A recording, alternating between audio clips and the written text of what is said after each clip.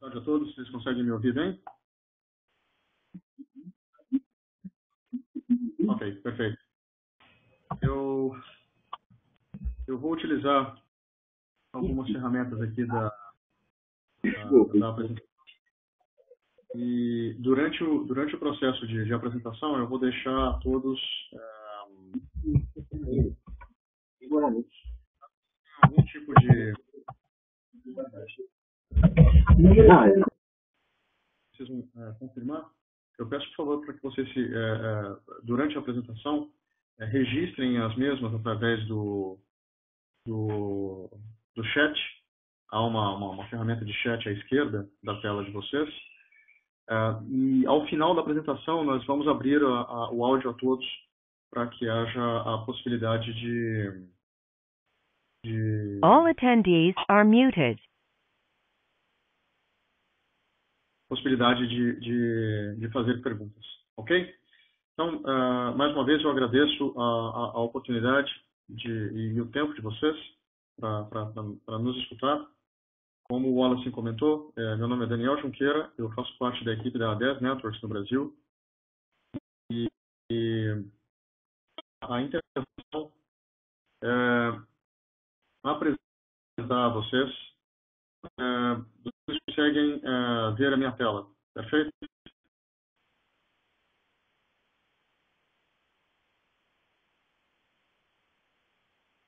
Ok, perfeito. Obrigado. Vou colocar em modo de apresentação. Ok. A ideia deste webinar hoje é falar um pouquinho sobre algumas ferramentas disponíveis para garantir a preservação de IPv4 e migração das redes em direção ao IPv6. Eu faço parte da equipe técnica da A10 Networks aqui no Brasil. Então, a ideia é também demonstrar em que é que a nossa solução pode ajudar nesse sentido. Okay? Muitos de vocês já devem ter ouvido falar da A10 Networks para soluções relacionadas a soluções de balanceamento de carga, mas nós também temos soluções voltadas a este fim, como gateway de tradução, gateway de migração de redes IPv4 a IPv4, ou IPv4 a IPv6, ou V6 V4, tanto faz. Rapidamente, uma ideia geral de qual vai ser a ordem de assuntos que nós vamos tratar durante essa apresentação e um espaço ao final da apresentação para perguntas e respostas. A questão de migração de IPv4 a IPv6, ou em especial no nosso país, na nossa região, a questão de preservação de IPv4 tem a ver com basicamente dois quesitos. Primeiro, a explosão de uso ou de acesso à internet por usuários no nosso território brasileiro. Nós vemos aí ano a ano, levando-se em conta alguns mostradores, alguns dados públicos, que o número de acessos disponíveis, ou pessoas, domicílios que estão cada vez com acesso à internet e em diferentes regiões do país, vem aumentando consideravelmente. Com esse aumento de acessos, e vale dizer que esse tipo de acesso ele pode se valer de acesso fixo, em que um usuário na casa dele entra em contato com uma operadora e pede por um serviço cabeado ou não de internet à sua casa ou à sua empresa, mas nos últimos anos, o que vem causando essa explosão de novos acessos à internet também tem a ver com a explosão de redes móveis.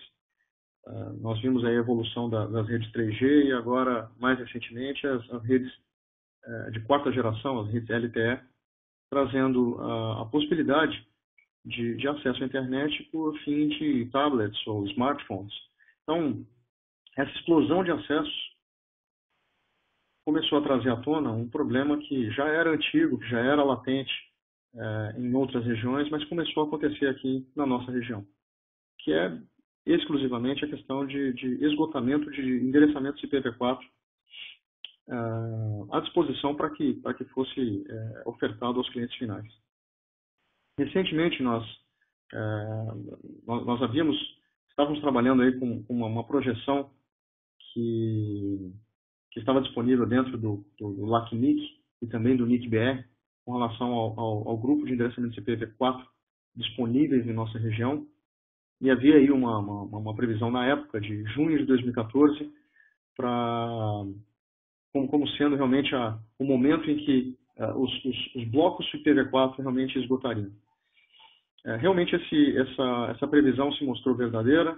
Durante o mês de junho saiu uma nota oficial do NIC-BR com relação a esse esgotamento.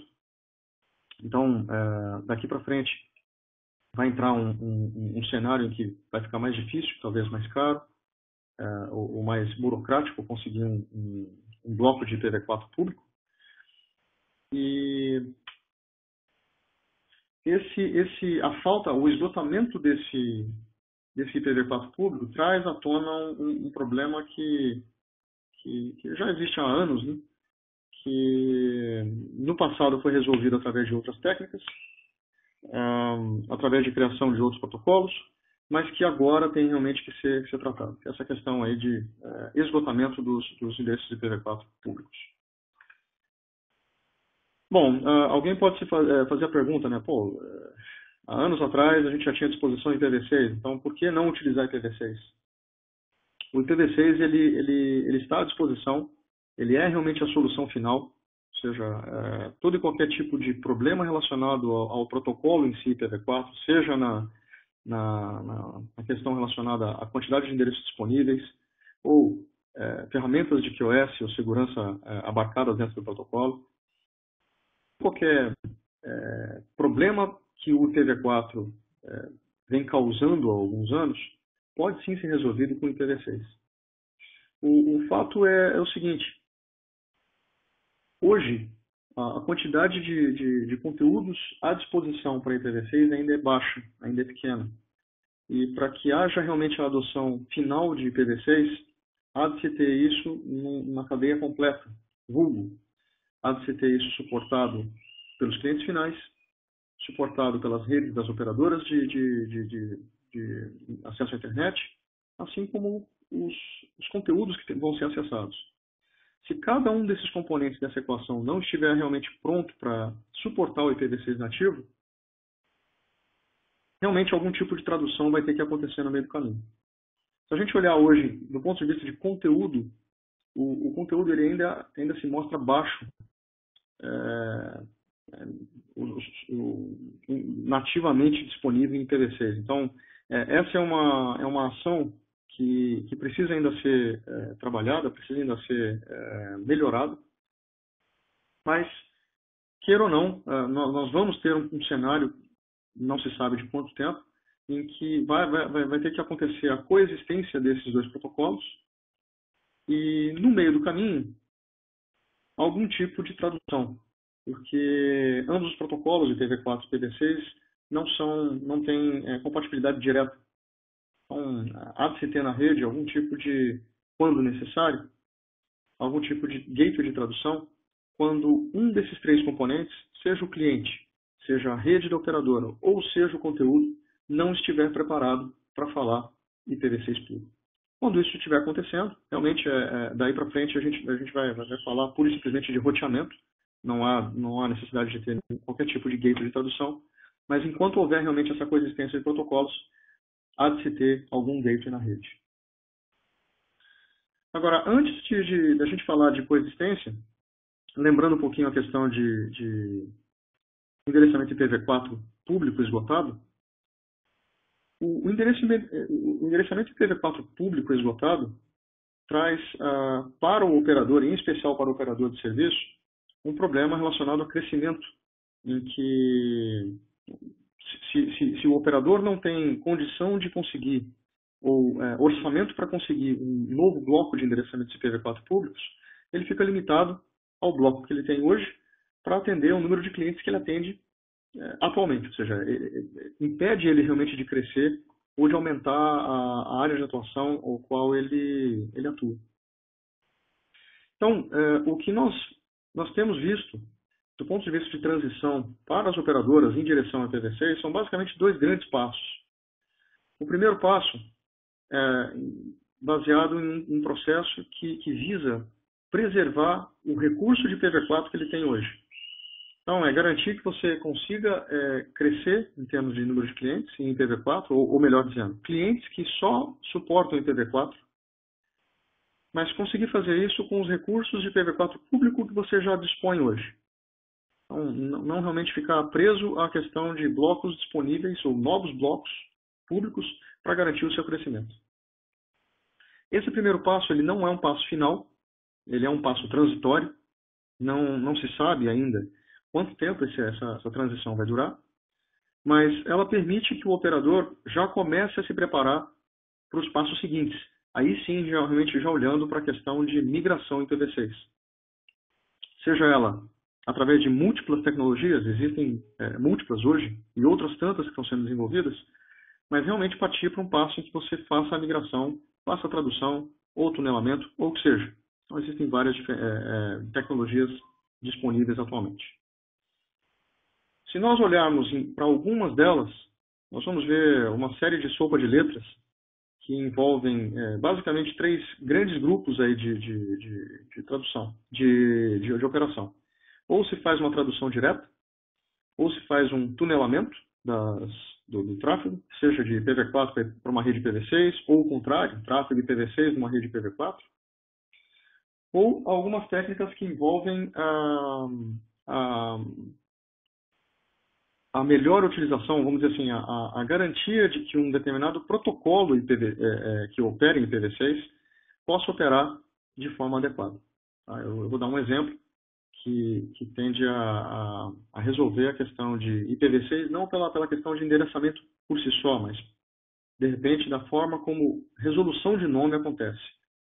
Então, há uma tecnologia chamada DNS 6.4, ou DNS 6.4, para garantir que, por exemplo, cenários em que um determinado cliente que fala puramente IPv6 busca um conteúdo que só está disponível em IPv4 na internet, consiga realizar a questão de consulta DNS, que em IPv6 é distinta da forma como DNS é realizado em IPv4. Todas essas tecnologias visam a resolver parte do problema e elas podem ser aplicadas em diferentes momentos da estratégia do operador de serviço. Ele pode acontecer no momento em que ele quer só fazer a preservação do recurso dele, enquanto se prepara. Pode acontecer num cenário em que o usuário está falando puramente IPv4 ou fala IPv6 e o conteúdo buscado está em IPv4 e IPv6. Mas o ponto forte dessa discussão tem a ver com o seguinte: existem diversas tecnologias que estão à disposição hoje para garantir que o caminho de transição aconteça, não importando a topologia a qual ela vai ser instalada, não importando o orçamento qual o operador tem à disposição, assim como também a questão de conhecimento dos administradores daquele operador de serviço para com a determinada tecnologia. Nenhuma dessas tecnologias existentes ou outras que vão ser criadas ou disponibilizadas garantem realmente a resolução, seja da preservação, seja da migração sozinho. O ponto importante para se saber é que nesse mundo de preservação de IPv4 e migração de IPv4 para IPv6, vão ser necessárias várias tecnologias para garantir que você realmente tenha a migração acontecendo.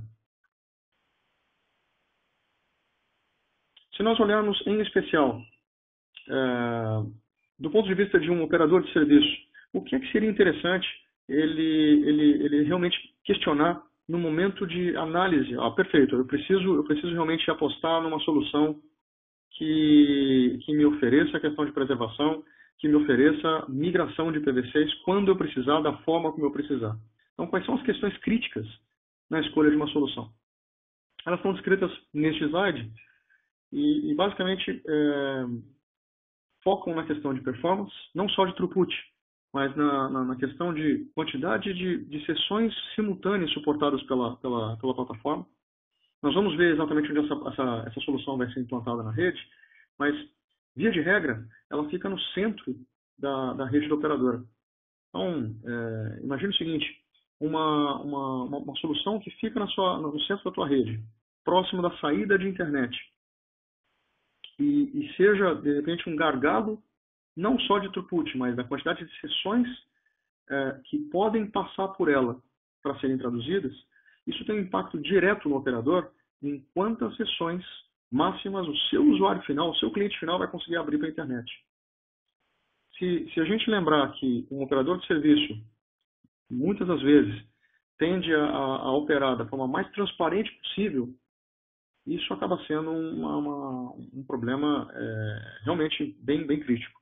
Então, analise realmente qual é o throughput e principalmente qual é a quantidade de sessões concorrentes, novas sessões por segundo, quantas traduções por segundo, uma plataforma de CGN ou LSN, que são as siglas usadas para essa questão de NAT em larga escala, né, para a preservação de IPv4, oferecem, ou quantas novas sessões de tradução V4 para V6, independente da tecnologia, essa mesma solução vai ofertar.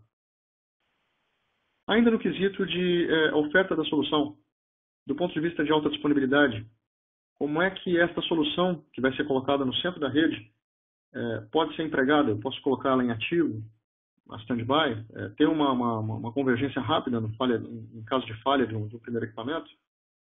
E também o seguinte, eu tenho uma série de sessões que estão passando por esse equipamento e que estão sendo traduzidas, seja de V4 para V4, seja de V4 para V6, V6 para V4, tanto faz. Mas elas estão sendo traduzidas por um equipamento. O que acontece com um equipamento, com essas sessões, quando um equipamento ativo deixa de funcionar e o standby entra em ação?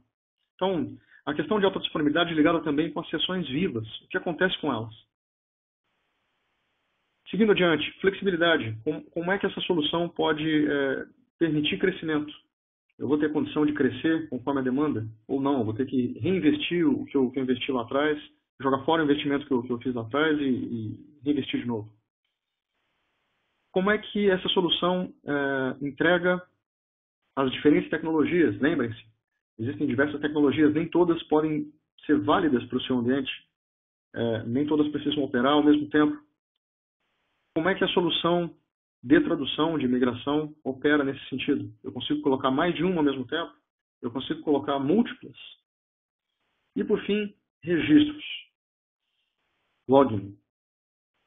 Como é que essa solução, que vai ser colocada na rede, para garantir preservação de recursos ou migração, como é que ela me oferece, como é que ela pode garantir registro do que está sendo feito?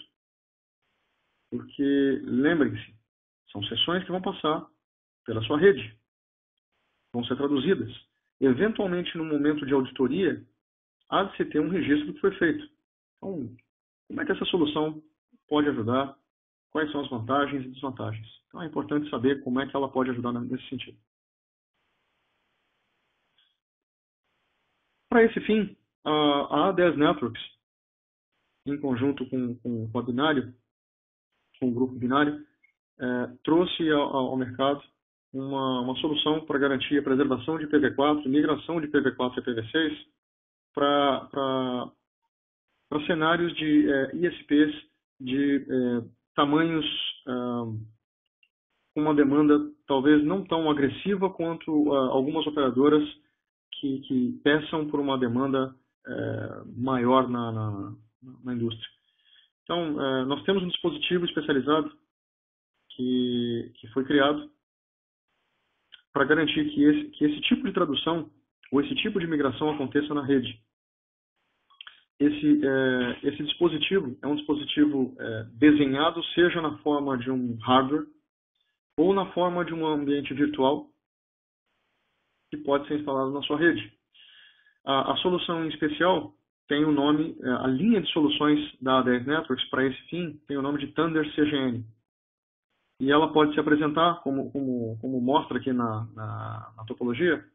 Geralmente ela vai ficar no centro da rede, dentro da rede do operador, próximo da saída de internet, e garante realmente essa questão de tradução, preservação de IPv4, que é onde entra aí o slide de CGN, o objeto de CGN, assim como migração em IPv6, todas aquelas tecnologias diferentes que estão à disposição para garantir essa tradução, seja através de tunelamento, DSLite, 6RD,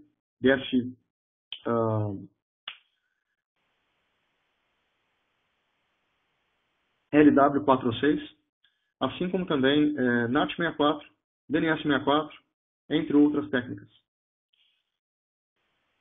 Assim como também pode ser instalado de forma inline ou offline na rede.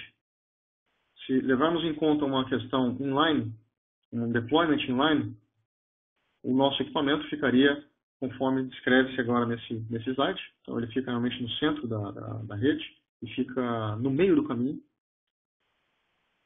Ou ele pode ser colocado de forma assimétrica. E dessa forma, o tráfego só é direcionado aos nossos equipamentos quando realmente há necessidade de fazer a tradução na rede. E aí o tráfego é devolvido em direção aos roteadores que vão à internet. Em ambos os casos, a solução pode ser empregada. Do ponto de vista de estudo de caso,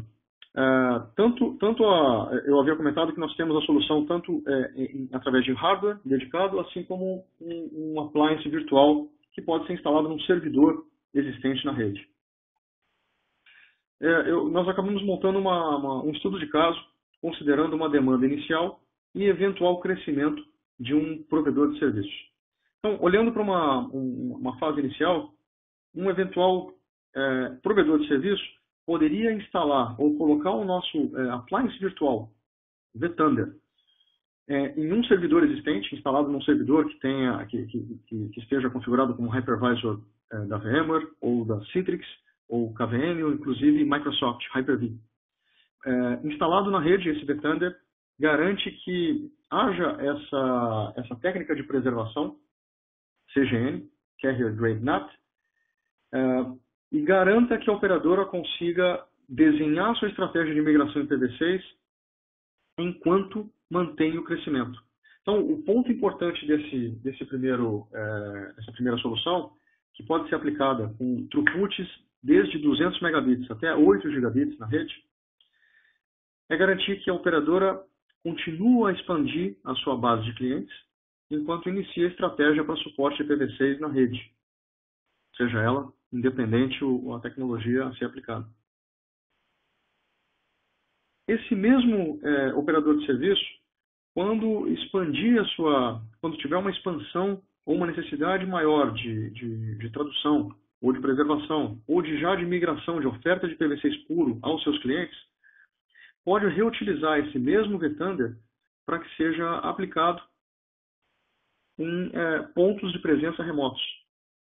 Então aqui, nesse segundo estágio, nós imaginamos o seguinte: esse provedor de serviço ele conseguiu expandir a sua área de atuação, mas agora ele precisa ofertar IPv4, garantir a coexistência de protocolos IPv4 e IPv6 nas redes como um todo, nos diferentes pontos de presença que ele tem. Ele pode ter um ponto de presença numa cidade mais importante para a sua região e outros pontos de presença de acordo com a sua expansão, e realizar a tradução de forma do que nós chamamos de distribuída, né? Pode ser colocado, de repente, a tradução mais próxima da cidade, do ponto de presença remoto. Então, aquele primeiro vTunder que foi instalado no ponto de presença principal, ele pode ser reutilizado agora nos pontos remotos para ofertar a preservação ou a migração direta. Enquanto no site principal, nós imaginamos esse mesmo cenário, já o provedor de serviço já com uma demanda maior em termos de throughput. Então, no site central, ele pode migrar da versão virtual diretamente para o hardware, para o appliance, que tem uma performance maior, mas mantém a mesma operação, o mesmo tipo de configuração, o mesmo tipo de visualização da plataforma. Então, nesse tipo de cenário, permite-se a coexistência de protocolos, permite o IPv6 puro entregue onde e quando necessário e de forma transparente. Aqui pode-se, por exemplo, ter no mesmo appliance ou na mesma solução, por exemplo, a garantia que recursos ou conteúdos que são buscados na internet em IPv6 sejam roteados de forma natural na rede. Mas quando um determinado conteúdo que só existe na internet em IPv4 for buscado por um cliente que só fala IPv6 puro, o nosso equipamento possa ajudar, fazendo DNS64, fazendo NAT64 e registrando toda essa operação. Então, garantindo essa coexistência de uma forma bem mais gradual na rede. Por fim, essa solução garante que se tenha pelo menos algumas opções do ponto de vista de registro do que está sendo feito. Se nós imaginarmos um operador de serviço que precisa traduzir os protocolos, traduzir as sessões, e receba uma requisição, por exemplo, de uma investigação policial, querendo ter informações sobre determinado endereço IP de origem, porta de origem, que acessou a um site proibido, a um site de conteúdo malicioso, etc. Aquele operador ele tem que ter realmente um registro do que aconteceu na rede. Então, o registro das traduções ele é tão, ou de repente até mais importante do que a preservação de IPv4 ou a migração de IPv4 para IPv6, porque ele pode significar, de repente, o operador continuar em operação ou receber uma multa forte da Anatel ou de órgãos competentes.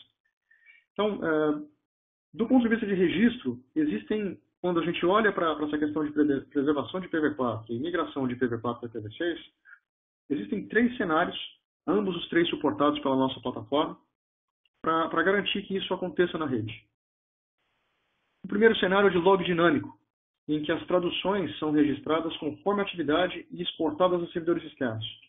Leia-se, toda e qualquer informação que tenha que ser traduzida do cliente interno, quando passar para ser traduzida, seja de IPv4 para IPv4, seja de IPv4 para IPv6, ou V6 para V4, tanto faz. Tudo o que acontece é registrado e alogado diretamente na nossa plataforma, sendo registrado em servidores externos. Syslog, Radius, NetFlow, tanto faz.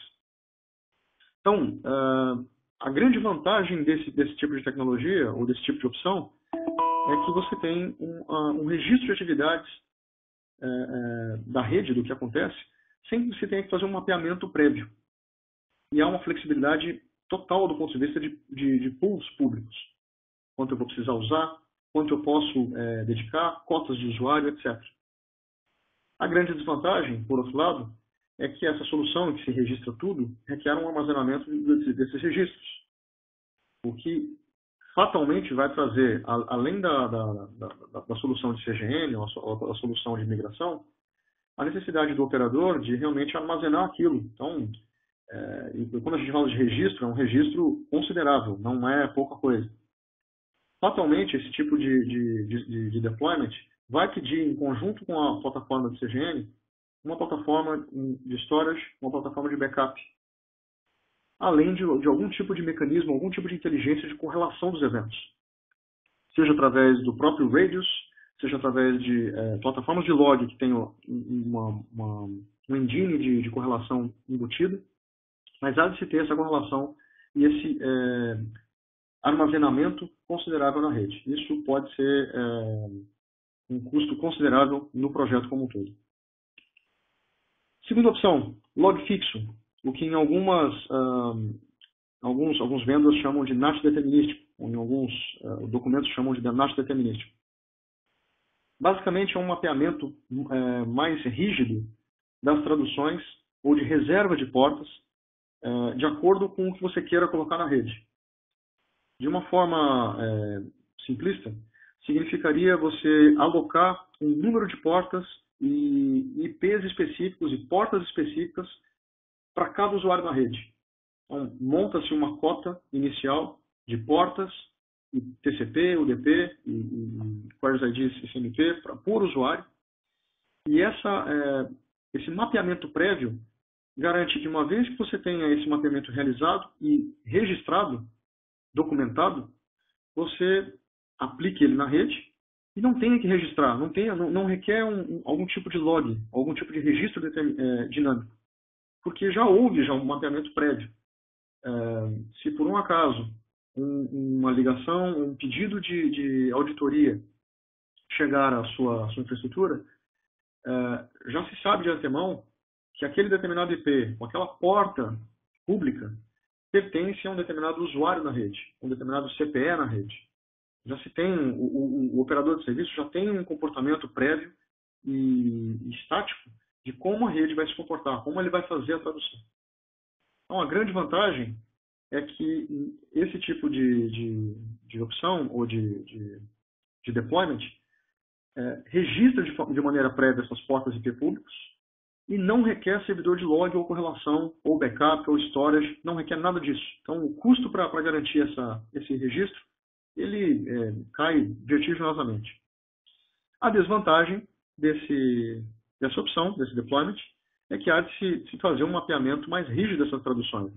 Então, há de se fazer um estudo prévio, e geralmente esse estudo ele é feito em conjunto com o fabricante que está ofertando esse tipo de solução, em conjunto com o parceiro de negócio, ou parceiro de integração que está fazendo esse tipo de trabalho. Então, uma vez que faz esse estudo prévio, você deixa de ter problema de uma grande desvantagem aí deste sistema. Mas é um sistema um pouco mais rígido, ele é mais estático.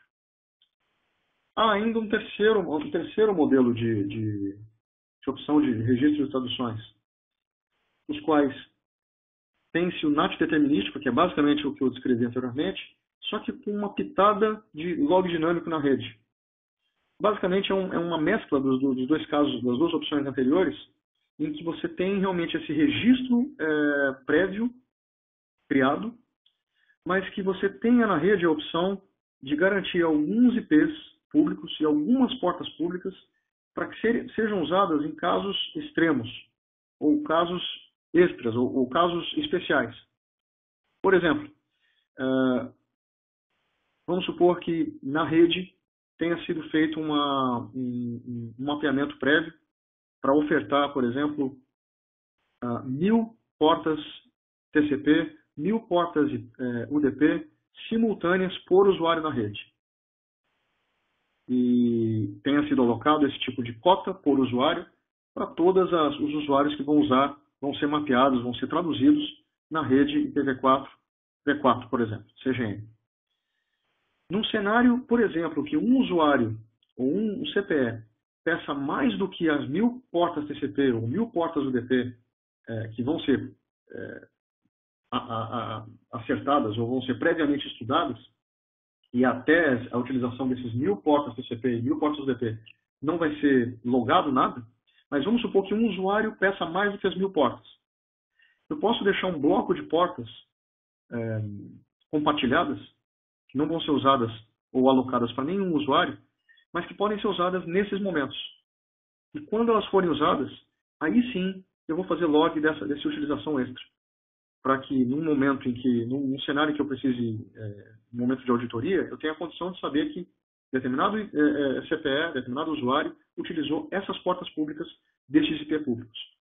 Então, na verdade, é uma forma de garantir a mescla do custo baixo, ou mais baixo, de NAT determinístico, com um pouco de flexibilidade na rede, porque você garante realmente uma superutilização por demanda, ou por uns picos de superutilização a alguns usuários, quando necessário. Então, é uma forma de você não deixar 100% a rede engessada para casos especiais aí de demanda de alguns usuários na rede. A desvantagem, além o cuidado, vamos dizer assim, especial, além de requerer um estudo prévio da instalação, é que há de se considerar um certo volume de storage de backup na rede. A quantidade e o volume realmente ele vai ser bem mais baixo do que o primeiro modelo, mas há de se considerar um custo para isso. Né? Você vai ter que armazenar o que você realmente fizer log dinâmico na rede, por lei, você vai precisar armazenar durante um certo período. Então, há de se levar em conta ou colocar na balança o quanto desse log você vai querer realmente trabalhar de forma dinâmica. Mas garante o melhor dos dois mundos aí. Ok? Do ponto de vista de empresa como um todo, alguns de vocês já ouviram falar da empresa do mundo de balanceamento de carga, mas é interessante fazer uma breve apresentação sobre a empresa para que vocês conheçam onde nós atuamos e por que a empresa vem tendo aí um reconhecimento, uma procura bem alta aí no mercado. Realmente, a empresa ela nasceu nesse mundo de balanceamento de cargas, ou na indústria de Application Delivery Controllers, ou ADCs. E essa empresa, a 10 Networks, foi fundada em fim de 2004, início de 2005, com base no Vale do Silício, em San José, na Califórnia. E ao longo da sua existência, ela vem tendo crescimento de clientes, assim como também de deployments empregados, o que permitiu que nós entrássemos em mercados diferentes. Então, esse crescimento do número de deployments, o número de clientes, e por conta dos diferenciais que nós entregamos, permitiu que nós pudéssemos entrar em diferentes mercados, além daqueles que nós originalmente estávamos trabalhando. Então, o mercado em especial que nós ofertamos hoje é o que nós chamamos da linha CGN. E essa linha CGN, para fazer essa questão de preservação de IPv4, migração de IPv6, tanto ela como as outras linhas de mercado os quais a empresa trabalha hoje, rodam em cima do mesmo sistema operacional. Esse sistema operacional foi desenvolvido pela empresa. O nome do sistema operacional está descrito no slide, ACOS ou ACOS, e ele pode ser empregado de diversas formas, diversos modelos. Mas o principal foco da empresa foi garantir um desenvolvimento linear e um desenvolvimento que pudesse ofertar eficiência e performance na rede. Hoje nós contamos com diversos clientes em diversas indústrias. Aqui nós podemos ver alguns exemplos de clientes globais em diferentes mercados. Alguns exemplos de deployments, em especial para fins de preservação em IPv4 e ou migração em IPv6, são clientes que já utilizam a nossa plataforma mundo afora. Alguns clientes brasileiros. Hoje nós estamos com presença no Brasil há mais de 6 anos, e dentro desses 6 anos pode-se ver aqui a presença de clientes de grande porte, de importante porte no mercado brasileiro. E do ponto de vista de solução, nós temos, como eu havia comentado, uma solução que está focada em um ambiente virtual. Então, basicamente são opções de performance que podem ser contratadas, desde 200 megabits até 8 gigabits por segundo, e que podem rodar em diferentes soluções de hypervisor, VMware, KVM, Hyper-V ou XenServer. Uma vez que um determinado cliente precisa de uma demanda maior que 8 gigabits, nós dispomos também de modelos de appliance, que têm diferentes throughputs, nós podemos ver aqui exemplos, e que conseguem chegar hoje até a faixa de 150 gigabits por segundo por dispositivo de hardware. Em especial, do ponto de vista de solução virtual, a solução a qual nós acreditamos que seja de interesse hoje para o mercado brasileiro, para operadoras de serviços de pequeno e médio porte, está embasada na solução vTunder, o qual, inclusive, pode ser baixada para uma solução trial durante 30 dias. Nós temos nesse slide aqui a forma de fazê-lo. No site principal da A10 Networks, www.a10networks.com, há a possibilidade de se fazer um download da solução para que você conheça, veja funcionando. E ela pode operar em diferentes hypervisors. Então, basta você seguir os passos ali presentes na URL, dentro do site da A10, para que você tenha como fazer o download da solução. Eu recomendaria e fico à disposição para esclarecer dúvidas, caso haja alguma, logo dessa instalação. Do ponto de vista de solução como um todo, a A10 Networks ela vem a trazer uma solução realmente diferente nesse mercado, porque garante que haja uma oferta hoje, não amanhã, não semana que vem, mas realmente hoje, de soluções, tecnologias avançadas para garantir essa preservação, a coexistência e a migração completa para IPv6 em redes de diferentes tamanhos. A solução ela é uma solução robusta, consegue ser utilizada em diferentes clientes, inclusive já é utilizada há anos em distintos clientes de diversos tamanhos. É extremamente flexível do ponto de vista de oferta de tecnologias, oferta concorrente ou em paralelo, simultânea das diferentes tecnologias. Consegue entregar uma solução que está pronta hoje para garantir o log dessas traduções.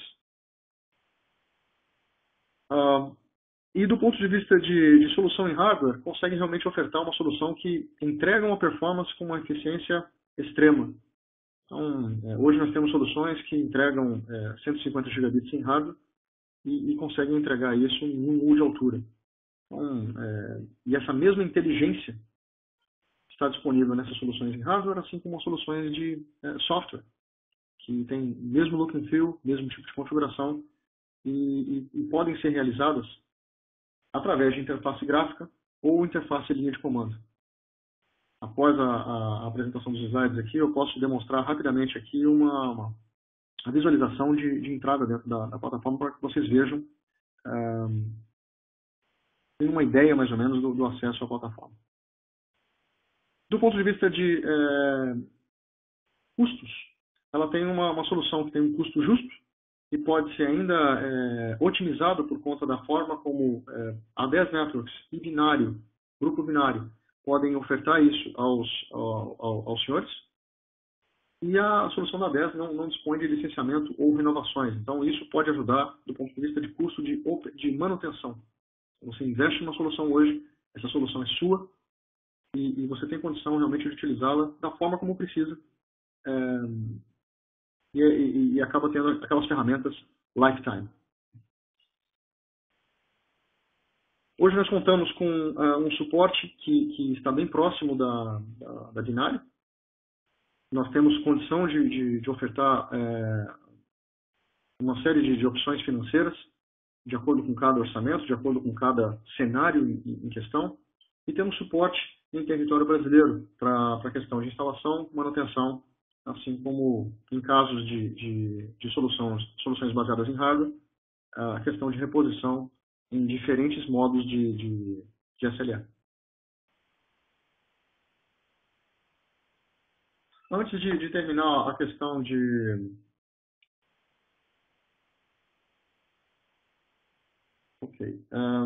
antes de terminar a questão de topologia, eu queria só mostrar rapidamente o acesso à plataforma. Primeiro acessando ela através de linha de comando. Eu vou acessá-lo através de uma solução. Se restaurar.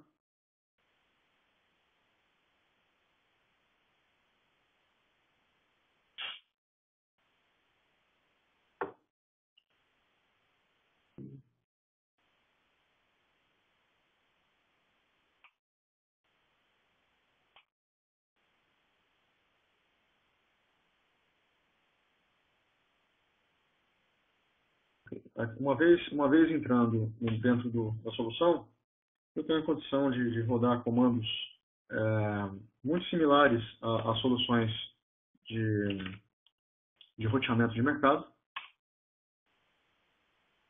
Aqui eu tenho uma solução muito simples de ser trabalhada do ponto de vista de roteamento. Ela tem condição de suportar rotas estáticas, assim como também diferentes protocolos de roteamento dinâmico, a possibilidade de suportar roteamento não só para IPv4, como também IPv6. E garante que eu tenha à disposição diferentes técnicas de tradução, assim como também diferentes ferramentas que podem ser usadas para fins de migração IPv4 e IPv6. Do ponto de vista de acesso à mesma plataforma, através de interface gráfica,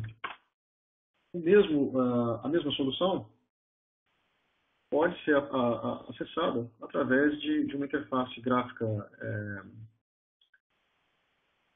extremamente simples, leve, e que entregue as mesmas ferramentas de tradução,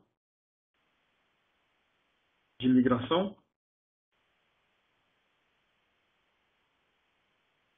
seja ela quais forem, DS Lite, 6RD, entre outras ferramentas, NAT46, LW46,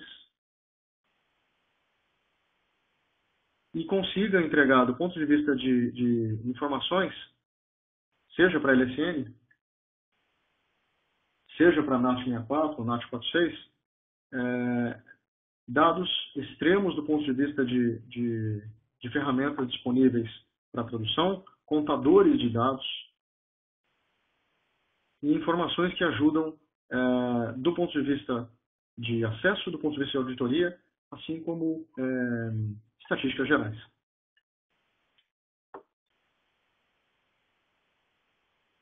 Eu espero que tenha, basicamente, o tipo de informação o conteúdo que eu disponha hoje, eu não sei se há algum tipo de dúvida ou algum tipo de informação que se queira esclarecer. All attendees are unmuted.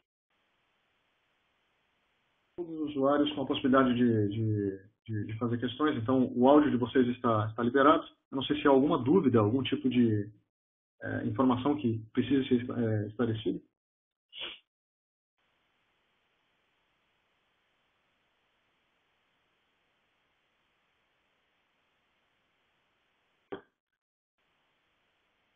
Ok, caso haja algum tipo de informação, algum tipo de dúvida, não só eu, mas também todo o time da Binário está à disposição para esclarecer dúvidas. Nós estamos presentes, conforme comentado anteriormente, à disposição para atendê-los, independente da região brasileira. E eu imagino que os pontos de contato podem estar focados hoje através da Binário, seja na presença do Wallace, aqui presente, assim como também toda a equipe técnica da Binário. Perfeito? Eu fico à disposição para esclarecer quaisquer dúvidas.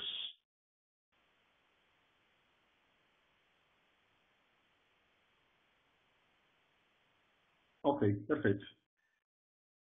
Bom, do ponto de vista de solução, mais uma vez nós agradecemos o tempo de vocês.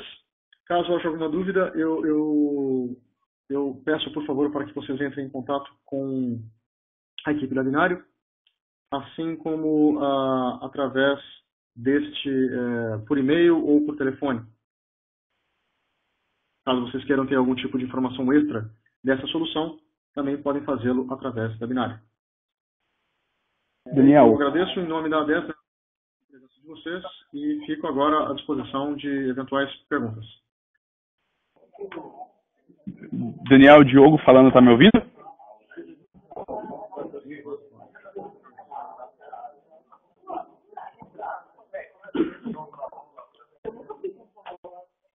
Alô? Alô, Diogo? Pode falar, estou ouvindo.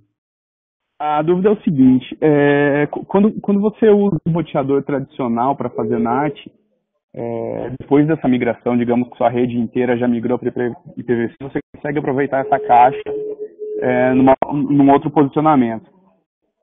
O que é que eu consigo fazer com o Thunder depois que eu não preciso mais do TGNAT? Quais as outras features que eu consigo implementar nessa caixa? Como é que eu consigo aproveitar essa caixa? Okay. Essa solução do Thunder, realizando a tradução, seja para CGNAT ou para outras técnicas de tradução, ela, uma vez que ela não seja mais necessária na rede, isso acaba sendo uma função que a nossa solução entrega. Esse mesmo vThunder, ou a solução Thunder, ela poderia ser utilizada num cenário de rede para fins de balanceamento de carga de servidores. Então, eu vou imaginar um cenário em que um operador de serviço use inicialmente nossa solução durante anos ou meses, eu não imagino que vai ser durante anos, mas durante anos.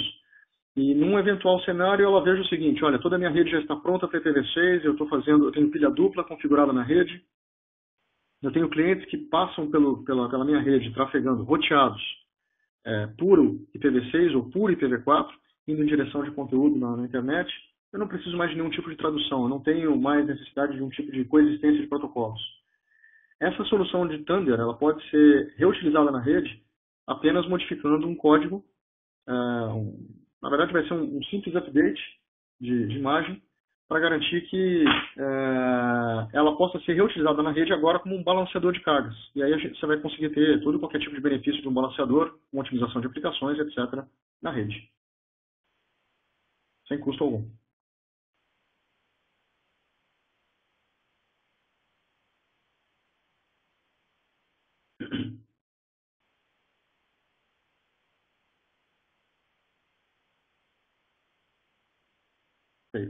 Mais alguma dúvida sobre o assunto? Vocês também podem questionar através do chat aqui da... Uma outra dúvida que surgiu, o Diogo novamente. Para um ambiente virtualizado, o vTunder faz sentido ele ser o gateway da rede virtual de um servidor e fazer a tradução só para aquelas máquinas virtuais que estão rodando lá dentro? Eu quero saber se isso faz sentido financeiramente e tecnicamente. Se o custo de virtualizar o vTunder só para essas máquinas ele é atrativo. Uma outra dúvida é em relação à quantidade de interfaces que a caixa possui, que o appliance possui. Interface de 10 GB, se já pode escalar para 40 GB e coisas do tipo. Respondendo a primeira pergunta, do ponto de vista de vTunder, geralmente ele vai ficar na rede. A principal topologia de rede escolhida por nessas soluções, ela tende a cair neste modelo do que eu chamei de on-a-stick. Então, fatalmente, o que vai acontecer é o seguinte, o roteamento desse tráfego, ele vai ser encaminhado de algumas máquinas, mas ele já vai vir através da própria rede da operadora, através de técnicas, seja de VRF ou PBR na rede, para que você realmente redirecione isso para que seja traduzido somente para aquele tráfego. A questão de ter o vTunder na rede, ou seja, a viabilidade de ter o vTunder na rede, ela vem de encontro com um cenário de demanda de tradução. Podem acontecer cenários em que você precise ter uma série de clientes legados que continuam sendo entregues através do cenário clássico, né, de IPv4 público entregue até o CPE, e que você queira fazer o CGN ou a preservação somente para novos clientes, ou alguns clientes na rede. Então, como essa demanda, geralmente ela começa pequena na rede, o vTunder ele se apresenta de forma interessante, como uma opção, porque ele demanda um investimento inicial pequeno. Então, eu só faço NAT, em larga escala, de acordo com a demanda que eu tenho na rede. Se a demanda for muito pequena agora, eu posso começar com uma solução de vTunder e, aos poucos, migrar para uma solução em hardware que tenha mais performance na rede. Quanto à segunda pergunta, com relação ao número de interfaces ou tipos de interfaces disponíveis nos modelos de hardware, hoje nós contamos com equipamentos que começam aí com quantidade de interfaces na faixa de 8 interfaces por equipamento, e que dispõem, e aí depende do modelo, vão ter uma quantidade maior de interfaces naquele modelo, mas dispomos de modelos hoje que têm opções de interface em 1 gigabit por segundo, 10 gigabits por segundo, 40 gigabits por segundo e nas caixas maiores até 100 gigabits por segundo, por interface. Todo e qualquer grupo de interface, seja de 1 ou de 10 ou de 40, de 100 eu não cheguei a ver em outro caso, mas em outro cenário. Mas todas as interfaces, levando-se em conta que são de mesma velocidade, elas podem ser agrupadas ainda através de LSCP. Então, há a possibilidade, por exemplo, de eu criar um grupo de, por exemplo, 4 interfaces de 10 GB, para ter um tronco aí de 40 GB, ou 2 interfaces de 40 GB para ter um tronco de 80 GB. Não sei se isso respondeu as perguntas.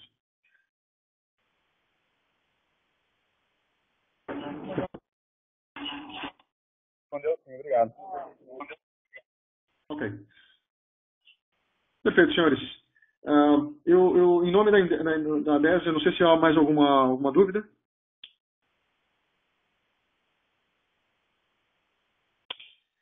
Ok. Em nome da DES, eu venho agradecer a oportunidade, o tempo, e mais uma vez fico à disposição, caso haja disponibilidade ou o interesse realmente de conhecer um pouquinho mais das nossas soluções. Todo o contato pode ser feito através do Grupo Binário, que é nosso parceiro nessa solução e pode ajudar do ponto de vista de pré-venda, assim como pós-venda desta solução. Muito obrigado a todos e boa tarde. Até a próxima.